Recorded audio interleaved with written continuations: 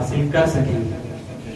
اگر ہم ایسے ہی زندگی گزاریں گے تو پھر کل کا پچھتاوا کام نہیں آئے گا. جو کچھ کرنا ہے آج کرنا ہے, ابھی کرنا ہے, بعد میں فرصت نہیں ملے گی, پچھتاوا ہوگا اور وہ پچھتاوا کسی کام کا نہیں ہوگا. مولا کائنات حضرت علی کرم اللہ تعالی وجہہ الکریم فرماتے ہیں سارے لوگ سو رہے ہیں اور جب کل مریں گے تو تب جاگیں گے, اور اس وقت کا جاگنا انہیں کام نہیں آئے گا. ہم دنیا کے اندر اس طرح ڈوب چکے ہیں کہ آخرت کی فکر ہمارے ذہن و دماغ سے نکل گئی. میرے آقا علیہ الصلوۃ والتسلیم کے پیارے دیوانوں, آپ اگر سنجیدہ ہے, غور سے سننا چاہتے ہیں تو آپ سے مؤدبانہ گزارش ہے کہ آج کی گفتگو کو آپ سیریسلی سننے کی کوشش کریں. آج ایک ریسرچ میں آپ کے سامنے پیش کر رہا ہوں کہ ان لوگوں پر ریسرچ کیا گیا جو موت اور زندگی کی جنگ لڑ رہے تھے, یعنی زندگی کے آخری لمحے گزار رہے تھے, ان قریب انہیں موت آنے والی تھی. ایسے کئی لوگوں کو ایک کامن سوال کیا گیا, تو پھر ان لوگوں کے جو جوابات آئے وہ 5 چیزوں پر مشتمل ہیں. تو اس لیے آج اس ٹاپک کو میں نے چنا کہ ان مرنے والوں کے جو جوابات تھے ابھی زندہ رہنے والوں کے لیے وہ سبق ہے, ان کے لیے گائیڈ لائن کا کام کریں گے. کافی لوگوں کو جمع کیا گیا جو موت اور زندگی کی جنگ لڑ رہے تھے, آخری لمحات ان کی زندگی کے گزر رہے تھے. ان سے یہ پوچھا گیا کہ جب آپ کی زندگی ختم ہونے والی ہے تو زندگی کے اندر کسی چیز کو لے کے پچھتاوا ہے آپ کو کہ میری زندگی ختم ہو گئی, اتنے برسوں کی زندگی ملی تھی, شاید میں اس کو اس انداز سے گزارتا, اس ڈھنگ سے گزارتا, تو اس بات کا آپ کو پچھتاوا ہو رہا ہے. اور یا پھر آپ کو اگر زندگی دوبارہ دی جائے تو پھر کن غلطیوں کو دور کر کے آپ کس طرح زندگی گزاریں گے. سمجھ رہے آپ سوال کو؟ اگر دوبارہ زندگی ملی تو پھر آپ کیسے زندگی گزاریں گے؟ شمع رسالت کے پروانوں, انہوں نے جو جوابات دیے ان کو 5 چیزوں پر جمع کیا گیا. پہلا جواب تو یہ تھا کہ اگر واپس سے ہمیں زندگی مل جائے, واپس سے زندگی مل جائے تو سب سے پہلا کام ہمارا یہ ہوگا کہ جو نعمتیں ہمیں عطا کی گئی تھی ہماری زندگی میں, جو بہت کچھ نعمت اللہ نے عطا کی ہے نا, قرآن نے کہا اگر تم شمار کرو گے تو گنتی نہیں کر پاؤ گے. اللہ نے اتنا تمہیں عطا کیا جس کی گنتی نہیں ہے. تو وہ مرنے والے کہتے ہیں کہ ہمیں اتنا عطا کیا گیا تھا جو ہمارے پاس بہت تھا. یہاں تک سمجھ لیجئے 99 چیزیں ہمارے پاس تھی مگر ہماری توجہ ادھر نہیں تھی. جو ایک ہمارے پاس نہیں ہے اس کو حاصل کرنے کے لیے مارے پھرتے رہے, اور ایسی پوری زندگی گزر گئی. جو ہمارے پاس 99 تھا اس کے اوپر انجوائے ہی نہیں کیا, ہمیں اس کا مزہ ہی نہیں لیا, اس کا اس پر راضی نہیں, اس پر خوش ہی نہیں ہوئے, بلکہ جو ہمارے پاس نہیں تھا ہم اس کو حاصل کرنے کے پیچھے لگے. ایسا ہی ہمارے ساتھ بھی ہوتا ہے کہ جو ہمارے پاس ہے اس کی ہمیں قدر و قیمت ہی نہیں ہوتی, اور جو ہمارے پاس نہیں ہم رات دن مل کے اس پہ پیچھے لگ جاتے ہیں. تو جو ہمارے پاس ہے پہلے اس کو آپ انجوائے کریں, اس پہ راضی, اس پہ خوش ہو, اس سے آپ خوشی حاصل کریں. اور جو نہیں ہے تو پھر اس کو حاصل کرنے کے چکر میں جو ہے اس کا بھی مزہ آپ لے نہیں رہے ہیں. اس کو آپ اس مثال کے ذریعے سمجھیں. ایک بادشاہ تھا اور اس کا جو وزیر, بہت سارے وزراء تھے مگر اس کا جو خاص خادم تھا جس کو باڈی گارڈ کہتے ہیں ہماری زبان میں, جو بادشاہ کی حفاظت کے لیے محافظ بادشاہ کا, اب کئی برسوں سے بادشاہ کی حفاظت کے لیے مامور تھا مگر ہمیشہ خوش رہتا, خوش و خرم رہتا, حشاش بشاش رہتا. کبھی اس کے چہرے پہ ٹینشن کے آثار کسی نے دیکھے ہی نہیں, کبھی فکر کے آثار اس کے چہرے پہ کسی نے دیکھے نہیں. حتیٰ کہ بادشاہ پریشان تھا اس بات کو لے کر, میں بادشاہ ہو کر اتنا خوش نہیں ہوں کہ میرا خادم, میرا غلام, میری حفاظت کرنے والا اتنا خوش کیسے ہے. لوگوں سے اس کی زندگی کے بارے میں بادشاہ پوچھتا تھا, دیکھو اس کے گھر کے فیملی میٹرز کیا کیا ہے, شاید اس کی شادی نہیں ہوگی, لگتا ہے اس لیے اتنا خوش ہے. تو اس نے چیک کرنے لگایا, کیونکہ جب شادی ہوگی, میاں بیوی ہوں گے تو ایک نہ ایک دن جھگڑا ہوگا, تو پھر وہ ٹینشن ایک نہ دن زندگی میں آئے گا, تو وہ چہرے پہ اثر بھی اس کا نظر آئے گا. مگر یہ ایسا کچھ دیکھا نہیں اس کے چہرے پہ, شاید اس کی شادی نہیں ہوئی. اس نے انکوائری کرنے کو جاسوس کو بھیج دیا, تو جاسوس نے پتہ لگایا تو پتہ چلا شادی بھی ہوئی ہے, اس کے بچے بھی ہیں. پھر اتنا خوش کیسے ہے, خوشی کا راز کیا ہے اس کا؟ کبھی اس کے چہرے پہ ٹینشن ہم نے دیکھا نہیں, فکر اس کے چہرے پہ دیکھی نہیں, پریشانی اس کے چہرے پہ دیکھی نہیں. میں بادشاہ ہو کر اتنی بڑی بڑی نعمتیں مجھے عطا کی گئی مگر میں پھر بھی ٹینشن میں رہتا ہوں، یہ میرا خادم، میرا غلام، میری حفاظت کرنے والا اتنا خوش کیسے ہے؟ اس نے خاص وزیر سے یہ مسئلہ بیان کیا۔ وزیر نے کہا بادشاہ سلامت، آپ اس کے چہرے پہ ٹینشن دیکھنا چاہتے ہیں؟ اس کو فکر مند دیکھنا چاہتے ہیں؟ کہاں دیکھنا چاہتا ہوں؟ تو کہا ایک رات کا وقت ہمیں دیجیے، پھر دوسرے دن صبح اس کے چہرے پہ ٹینشن دیکھنا ہو۔ تو بادشاہ کہنے لگا دیکھو اس کو مارنا توڑنا مت، وہ میرا خاص آدمی ہے، ڈرانا دھمکانا مت اس کو، وہ میرا خاص آدمی ہے۔ وزیر نے کہا بادشاہ سلامت ایسا کچھ نہیں کریں گے ہم اس کے ساتھ، آپ بھی ہمارے ساتھ رہنا، دیکھنا کہ ہم اس کے ساتھ کرتے کیا ہے۔ بادشاہ نے کہا ٹھیک ہے چلو۔ جب رات ہو گئی، اندھیرا ہو گیا، دونوں نے، وزیر اور بادشاہ نے بیس بدلا اپنا، اور وزیر نے پروگرام بنایا کہ اس غلام کے، اس خادم کے، اس محافظ کے گھر پہ جانے سے پہلے اس نے ایک تھیلا لیا اور اس تھیلے کے اندر اشرفیاں بھری، اور تھیلے کے اوپر لکھا اس میں 100 اشرفیاں ہیں، کتنی 100 اشرفی اس کے اندر ہے، 100 لکھا اس کے اوپر اس نے، مگر اس تھیلے میں ڈالا اس نے 99 اشرفی، 99 اشرفی اس کے اندر ڈالا، مگر لکھا کیا تھیلے پہ 100، اور اس کے دروازے کے سامنے لے جا کر تھیلے کا منہ کھول کر رکھا اور کچھ اشرفیوں کو نیچے پھینک دیا، اور دروازے پہ نوک کیا، دستک دی، اور پھر چھپ گئے رات میں، بادشاہ اور وزیر دونوں چھپ گئے، غائب ہو گئے نظروں سے۔ اب جب دستک دروازے پر ہوئی تو اس نے دروازہ کھولا، محافظ جو تھا، غلام جو تھا، دروازہ کھولا تو کوئی نظر نہیں آیا، مگر دروازے کے عین سامنے ہی اشرفیوں کی تھیلی رکھی ہوئی ہے، تھیلا رکھا ہوا اشرفیوں کا، اور کچھ اشرفیاں نیچے پڑی ہوئی ہے۔ اس نے آجو باجو دیکھا، کوئی نظر نہیں آیا، اس نے کہا شاید یہ میرے لیے ہی ہے، تو پھر اس نے گری ہوئی اشرفیوں کو اٹھایا اور تھیلے میں ڈالا اور اندر لے کے گیا۔ تھوڑی دیر کے بعد واپس آیا باہر، اب واپس آ کے نا کو ڈھونڈنے لگا، تلاش کرنے لگا، کبھی نیچے دیکھتا، کبھی اوپر دیکھتا، کبھی آجو دیکھ رہا، کبھی باجو دیکھ رہا، کافی دیر تک وہ ٹینشن میں کچھ تلاش کر رہا تھا، کچھ ڈھونڈ رہا ہے، مگر تھوڑی دیر کے بعد پھر واپس اندر گیا۔ اندر جانے کے بعد کچھ وقت گزرا تو اب اکیلا نہیں آیا، وہ اپنی فیملی کو لے کر آیا باہر، بیوی بچے سب باہر آئے، اب سب لوگ کام پہ لگ گئے، سب لوگ کو ڈھونڈ رہے، تلاش کر رہے، کوئی کونے میں دیکھ رہا ہے، کوئی پتھر کے نیچے دیکھ رہا ہے، کوئی کدھر دیکھ رہا ہے، کوئی کدھر دیکھ رہا ہے، سب لوگ وہ کام کرنے لگے۔ تھوڑی دیر کے بعد پھر سارے لوگ اندر گئے، پھر تھوڑا وقت گزرا تو اب سارے لوگ شمع لے کر آئے، روشنی لے کر آئے، ہاتھ میں چراغاں لے کر آئے، اب ہر کوئی چراغاں لے کے تلاش کرنے لگا۔ یہی اس کا رات بھر معاملہ چلتا رہا۔ جب صبح ہوئی نا تو ڈیوٹی تھی اس کی، بادشاہ کی حفاظت کے لیے آنا تھا۔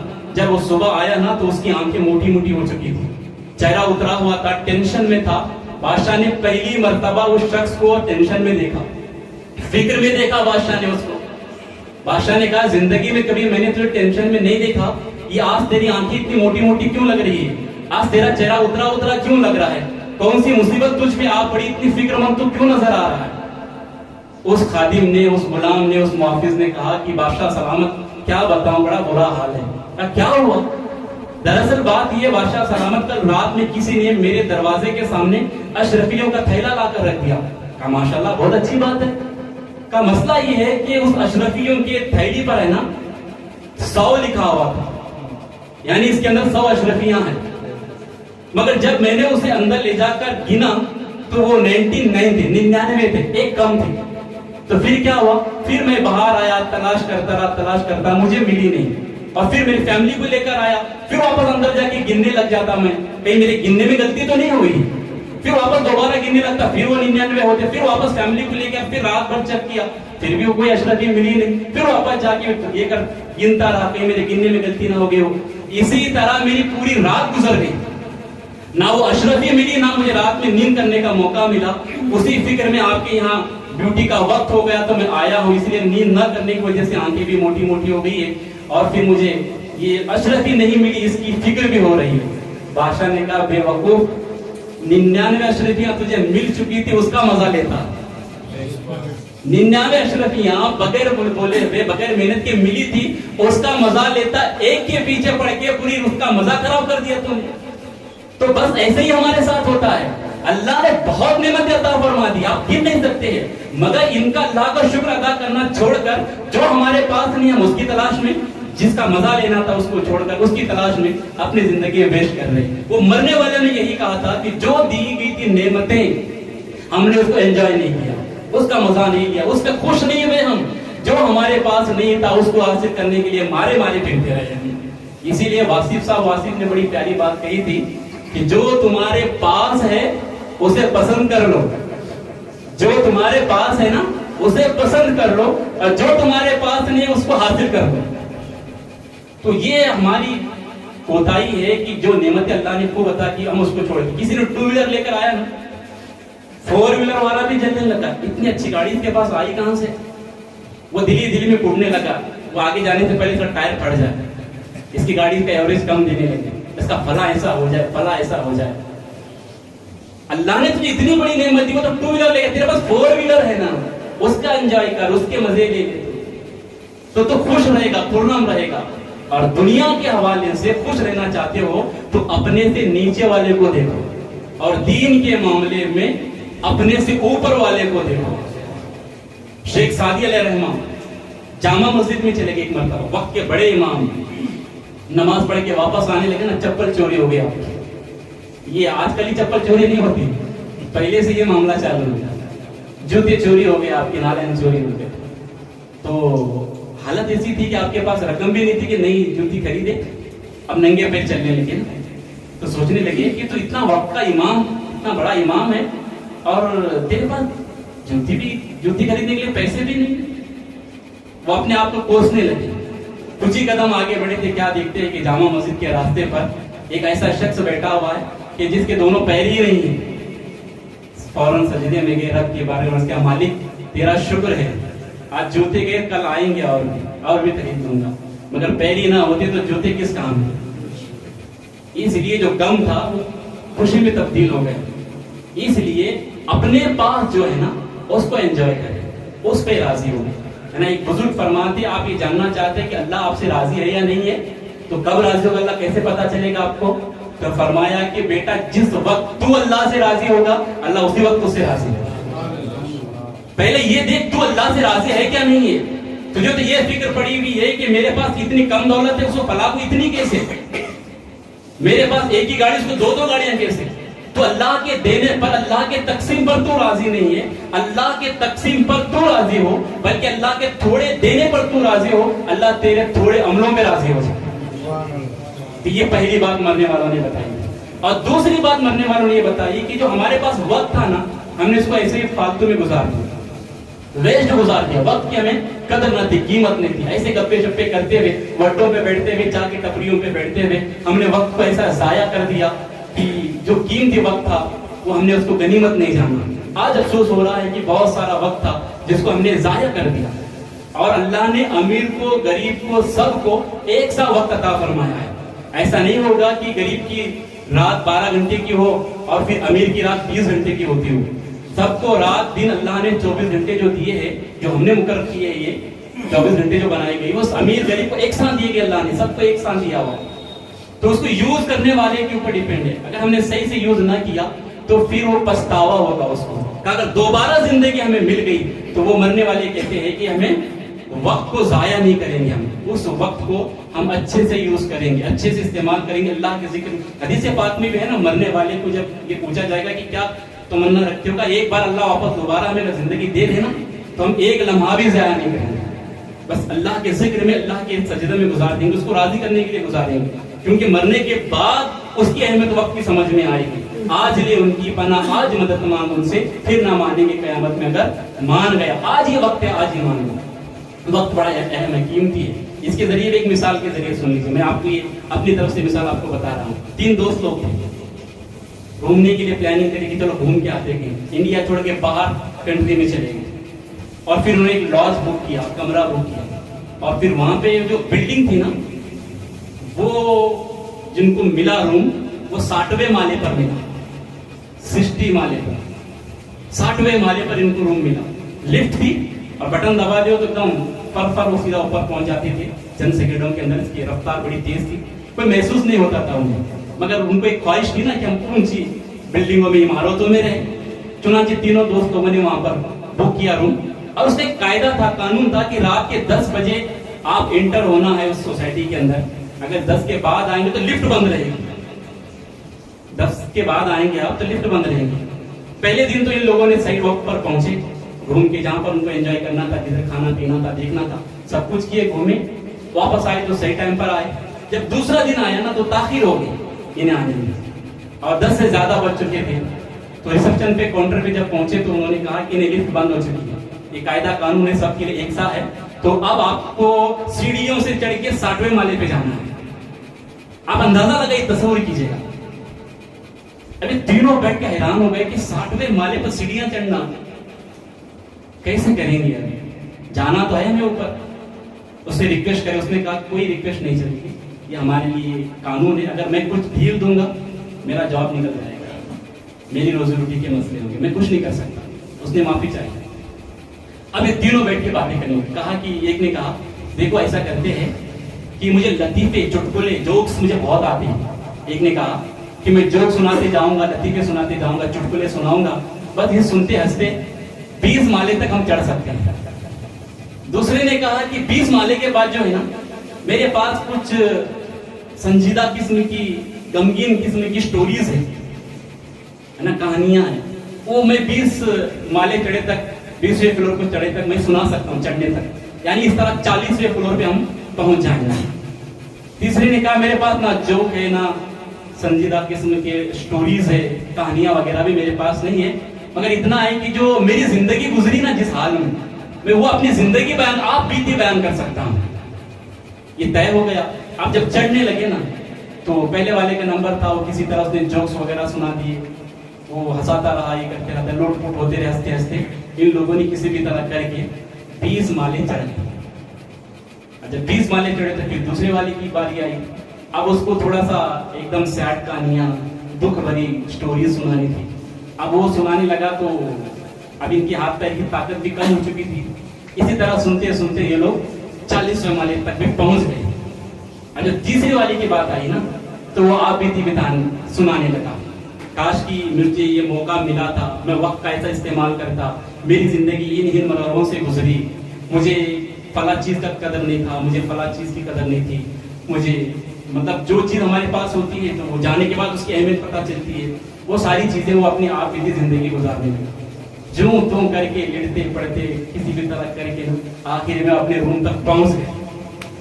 جب آخر روم تک پہنچ گئے نا صاحب، پہنچنے کے بعد اب چابی کھولنی تھی. صاحبوں نے چابی ریسپشن نیچے ہی چھوڑ کر آئے، چابی جو تھی نا نیچے ہی چھوڑ کے آئے. اب کون جائے گا چابی لانے کے لیے؟ گیا تو پھر آئے گا کیسے اوپر؟ صاحب یہ مثال ہماری زندگی کی ہے. ہم نے زندگی 60 برس 70 برس جو اللہ نے دی ہے، 20-22 برس ہم نے ایسے ہی کھیل کود میں گزار دی. حالانکہ بڑے بوڑھے سمجھاتے ہیں بیٹا دیکھ ایسا کرنا نہیں، آگے جا کے تجھے پچھتاوا ہوگا. ان کی باتیں ہمارے دلوں پہ اثر نہیں کرتی رہی. ہم ایسے ہی مزے کرتے رہے، کھیل کود میں، ٹائم پاس میں، دوستوں میں گپ شپ میں گزاری 20 سال. اور 20 سال کے بعد فیملی سے جڑ گئے، شادی ہو گئی، تو پھر یہ ٹینشن کے اندر کہ وہ راشن لانا ہے، فلاں ہاسپٹل لے کے جانا ہے، وہ ذمہ داری، یہ ذمہ داری، یہ بڑی دکھ بھری کہانی زندگی کی. یہ 20 سال ایسے گزر گئے. اس کے بعد جب گھٹنے کام کر گئے، چلنا پھرنا نہیں آنے لگا، بیٹھ کے سوچنے لگے میں جوانی میں ایسا کرتا تھا، فلاں ایسا کر لیا تھا تو آج یہ نوبت نہیں آتی، فلاں یہ کرتا میں تو ایسی نوبت نہیں آتی. یہ 20 سال اسی کہنے میں ہمارے گزر گئے. اور جب موت آ گئی، اب جنت کے اندر داخلہ ہونا تھا، جو چابی چاہیے تھی ہم نے وہ چابی چھوڑ کر ہی آئے. کوئی اعمال ہی نہیں کیے، سب کچھ یہی چھوٹے اسی طرح ہم نے زندگی گزاری. کچھ اچھے اعمال کر لیتے، کچھ سجدے کر لیتے، اپنے رب کو راضی کر لیتے، مصطفیٰ کریم کی سنتوں پہ چلتے، تو مرنے کے بعد جیسے قبر میں لوگ دفن کر کے آئیں گے تو پھر دروازہ قبر میں کھول دیا جاتا تھا. ہم نے دروازہ کھولنے والی چابی ہی لے کر ساتھ میں آئے ہی نہیں. جس طرح ان تینوں دوستوں نے نیچے چابی چھوڑ کر آئے تھے، ایسے ہی ہم نے وہ اعمال والی جو چابی تھی ہمارے پاس وہ ہم لیے ہی نہیں ساتھ میں. اس لیے وقت کو میں جانوں، کل سے نماز شروع کروں گا، کل سے میں داڑھی رکھوں گا، کل سے ٹوپی لگاؤں گا، کل سے جھوٹ بولنا چھوڑ دوں گا، کل سے سود کا کاروبار چھوڑ دوں گا. کل کس نے دیکھا ہے؟ آج سے ابھی سے ہی عمل کرنا شروع کر دو، کیونکہ یہ بڑی قیمتی زندگی ہے. اگر یہ ہمارے وقت ہمارے ہاتھ سے نکل گیا تو کل کا پچھتاوا کچھ کام نہیں آنے والا ہے. اس لیے جو موقع مل رہا ہے اسی کے اندر جتنا آپ اچھے عمل جمع کر سکتے کرو، جتنے سجدے کر سکتے کرو، جتنے نیکیاں کما سکتے کماؤ، جتنی توبہ کر سکتے کرو، کیونکہ یہ وقت گزر گیا تو پھر تمہیں موقع ملنے والا نہیں ہے. تو مرنے والوں نے یہ دوسری بات کی. تیسری بات مرنے والوں کی یہ تھی کہ ہم چھوٹی چھوٹی باتوں پہ نا لوگوں سے ناراض ہو جاتے تھے اور ہم لوگوں کا دل توڑ دیتے تھے، لوگوں کو بھی ناراض کرتے تھے. اگر واپس اللہ نے زندگی ہمیں دی تو ہم یہ کام نہیں کریں گے, لوگوں کو معاف کریں گے اور ہم لوگوں سے معافی مانگیں گے. کیونکہ چند سالوں کی زندگی تھی, ہم نے نافرمانیوں میں دشمنی بھی گزار دی. بھائی بھائی کے ساتھ بات نہیں کر رہا ہے, بھائی کی بیٹی کی شادی ہو رہی ہے, دوسرا بھائی شادی میں نہیں جا رہا ہے, بھائی تو خوشی کر رہا ہے, تو یہ خوشی میں تیرا بھائی شامل نہیں, تو پھر ہے کون سی خوشی تیرے پاس؟ تو ہم نے چھوٹی چھوٹی باتوں میں نفرتوں کو پھیلا دیا. اگر دوبارہ رب زندگی دے دے تو ان نفرتوں کو نہیں پھیلائیں گے, بلکہ پیار و محبت سے ہم زندگی گزار دیں گے. تو شمع رسالت کی پروان میں یہ تو مرنے والوں کی خواہش تھی, اللہ نے ہمیں زندگی بخشی ہے نا, یہ ہمارے پاس موقع ہے نا, جن کے ساتھ ہمارا انبن ہوا ہے, جن سے ہماری جمتی نہیں ہے, لیکن تھوڑا چھوٹے بندوں سے معافی مانگ لو اس نیت سے کہ مولا میں اسے آج معافی مانگ رہا ہوں, میں اسے معاف کر رہا ہوں, مولا تو مجھے بھی معاف کر. انشاءاللہ یہ معافی کرنے والا تمہارے گھر کے اندر اتنا سکون لائے گا, اتنی خوشیاں آئیں گی گھر کے اندر کہ آپ اس کا اندازہ نہیں لگا سکتے. دنیا کی کوئی بھی دولت آپ کو وہ رشتہ داروں کا پیار محبت خرید کے نہیں دے سکتی, مگر رشتہ داروں سے, اپنے بھائی بہن سے, اپنے ملنے جلنے والوں سے, دوستوں سے, احبابوں سے, پڑوسوں سے, سب سے اچھے آپ رشتے رکھیے. کسی سے ناراض نہ ہو اور کسی کو ناراض نہ کرے. اگر غلطی کسی نے سامنے سے کی ہے تو معاف کر دیں, کچھ کو معاف کر دیا اور کچھ سے معافی مانگ لی, یہ کام کر لو. اگر یہ آپ نے کر لیا تو انشاءاللہ عز و جل بڑی سکون والی زندگی, اطمینان والی زندگی گزرے گی, کیونکہ یہ موقع ہمارے پاس ہے, یہ موقع ہمارے پاس ہے. اس کا آپ ادب کرے, احترام کرے. گھر کے اندر بھائی, چھوٹا بھائی بڑے بھائی سے بات نہیں کر رہا, جاؤ آج سے ہی گلے مل جاؤ, سینے لگ جاؤ. باپ بیٹی کی نہیں جم رہی, جاؤ باپ کا قدم چومو, ہاتھ چومو, باپ سینے سے لگ جاؤ, باپ کی فرما برداری کرنے والے بن جاؤ. شمع رسالت کی پروانی یہ بہت اہم چیز ہے, بہت ضرورت ہے. اللہ ایسے ہی کسی کو بادشاہت نہیں عطا فرماتا. سلطان عالمگیر اورنگزیب رحمۃ اللہ تعالی علیہ جو پورے اکھنڈ بھارت کے راجا تھے, پورے اکھنڈ بھارت کے راجا تھے, اور اس راجا ہونے کے اندر ان کے اندر جو کوالٹی تھی نا, ایک کوالٹی یہ تھی کہ وہ باپ کے بڑے وفادار تھے, فرما بردار تھے اپنے باپ کے. لوگوں نے غلط سٹوری بیان کی کہ انہوں نے باپ کو قید کر دیا تھا. صاحب انہوں نے قید نہیں کیا تھا, بلکہ آپ کا جو میسج تھا نا, آپ جو اپنے والد سے بات کرنا چاہتے تھے خط لکھ کر کے ذریعے اس دور میں, تو وہ خط آپ کے والد تک نہیں پہنچتا تھا, بلکہ بیچ میں جو حکومت کو توڑنے والے, چال چلنے والے لوگ ہوتے تھے, اس خط کو بدل کر کچھ اپنی طرف سے لکھ کر والد کو بھیجتے تھے, اور پھر والد کی طرف سے انہوں نے غلط چیزیں سلطان تک پہنچاتے تھے. تو بعد میں سلطان کو پتا چلا کہ لوگوں نے میرے اور میرے والد کے بیچ کا رابطہ توڑنے کے لیے ان غلط چیزوں کو عام کیا ہے, تو میں لوگوں کو والد سے ملنے نہیں دوں گا. تو آپ کو ایک کمرے کے اندر حفاظت کے ساتھ, اپنی اطمینان کے ساتھ رکھا, تاکہ دوسرے لوگ بیچ والے آ کر باپ اور بیٹے کے اندر درار نہ پیدا کریں. آپ اس بات سے اندازہ لگا سکتے ہیں کہ حضرت عالمگیر اورنگزیب اپنے والد سے کتنی محبت کرتے تھے. اب اس سے اندازہ لگائیے, عالمگیر اورنگزیب رحمۃ اللہ علیہ کے 2 بیٹے حافظ قرآن بن گئے, حافظ قرآن بنے. تو انہوں نے اپنے دادا سے ملاقات کے لیے بھیجا, جاؤ میرے دادا سے, میرے والد سے ملو, اپنے دادا کی دعائیں لے لو کہ آپ حافظ قرآن بن گئے ہیں. تو دونوں شہزادے پہنچے اپنے دادا کے پاس, سلطان شاہ جہاں کے پاس پہنچے, تو انہوں نے کہا کہ دادا جان ہم حافظ قرآن بن گئے, آپ کی دعائیں لینے کے لیے آ گئے. تو سلطان نے کہا کہ تم دونوں شہزادے حافظ بن گئے. تو یہ سلطان نے کہا کہ حافظ تم دونوں بن گئے, تو یہ میرے لیے عید کا دن نہیں ہے, میرے لیے خوشی کا دن ہے. اصل میں خوشی کا دن تو تمہارے باپ کے لیے, کیونکہ فضیلت یہ بیان کی گئی جس کا بیٹا حافظ قرآن ہوگا, کل قیامت کے دن اللہ اس کے سر پہ ایسا تاج عطا فرمائے گا کہ اس کی ایسی روشنی ہوگی کہ چاند اور سورج بھی اس کی روشنی کے آگے پھیکے پڑ جائیں گے, اور اس کے مقام مرتبے اللہ بلند کرے گا. کس کے؟ جس کا بیٹا حافظ قرآن ہے. کاش کہ میرا بیٹا, ان کی 4 بیٹے تھے غالباً, تو میرا کوئی ایک بیٹا بھی حافظ ہوتا تو آج میرا بھی عید کا دن ہوتا جب میرا بیٹا حافظ قرآن بنا ہوتا. یہ دونوں شہزادوں نے دادا کی گفتگو سنی تو آ کر اپنے والد عالمگیر اورنگزیب کو بتایا کہ دادا تو دعائیں دے دیے, مگر ان کی دل میں ایک خواہش تھی کہ میرے 4 بیٹے تھے, کاش ایک بیٹا بھی حافظ بن گیا ہوتا تو میرے لیے بڑی خوشی کا دن ہوتا, بہت خوشی کا دن ہوتا. تو اللہ اکبر, جب اتنا جملہ اپنے بچوں کے ذریعے باپ کا میسج حضرت عالمگیر اورنگزیب رحمۃ اللہ تعالی علیہ نے سنا, تو بڑی عمر کے اندر بھی حکومت کی ذمہ داریوں کے باوجود بھی انہوں نے اپنے آپ کو ایک کمرے میں قید کر کے 4 مہینے کے اندر حافظ قرآن بنے. کس لیے؟ کہا میرے باپ کی خواہش ہے, یہ میرے باپ کی خواہش ہے. تو ایسا نیک اور فرما بردار بیٹا جو باپ کو راضی کرنے کے لیے کام کر رہا ہو, تو کون کہہ سکتا ہے کہ اس نے اپنے باپ کو قید کیا؟ ہم نے اپنے اسلاف کی, اپنے بزرگوں کی زندگی نہیں پڑھی ہے نا, اس لیے آج ہماری زندگی ایسی ہوئی ہے. اللہ ان کی برکتیں ہم سب کو نصیب فرمائے. تو بتا یہ رہا تھا کہ 3 باتیں تو ہو چکی. ایک تو جو ہمارے پاس نعمت ہے آپ پہلے اس کو انجوائے کریں, اس پہ راضی ہو جائیں, اس کے مزے لے لیں. دوسری چیز یہ ہے کہ وقت کو اہمیت جانیں. اور تیسری چیز یہ بیان کی گئی کہ آپ جو نفرتیں لوگوں سے کر رہے ہیں, نافرمانیاں لوگوں کو ستا رہے, دل توڑ رہے, تو وہ نہیں, لوگوں کو معاف کر دو اور خود لوگوں سے معافی مانگو, تاکہ محبت کو عام کرو, نفرتوں کو عام کرنے والے نہیں. ہمارے صوفیہ کا یہی سلسلہ رہا, سب کے لیے دروازے کھولے رکھے. کوئی آتا, دشمن بھی آ گیا اسے بھی قریب بلا لیا. بہت سارے لوگ ایسے ہوئے اللہ والوں کو مارنے کے لیے بغل میں چھریاں کنجر چھپا کے لائے کہ موقع ملا تو انہیں ہم مار دیں. لیکن وہ مارنے سے پہلے کہہ دیتے جس کام کے لیے آئے وہ کام کرتا کیوں نہیں. غریب نواز رحمۃ اللہ تعالی کے حوالے سے منقول ہے, وہ جادوگر مل کر آپ کو قتل کے ارادے سے ایک شخص کو دنیا کی لالچ دے کر بھیجے, تو بغل میں خنجر چھپا کے لایا, غریب نواز کے قریب بیٹھا. اسی طرح مریدوں میں راستہ بناتے قریب آ گئے.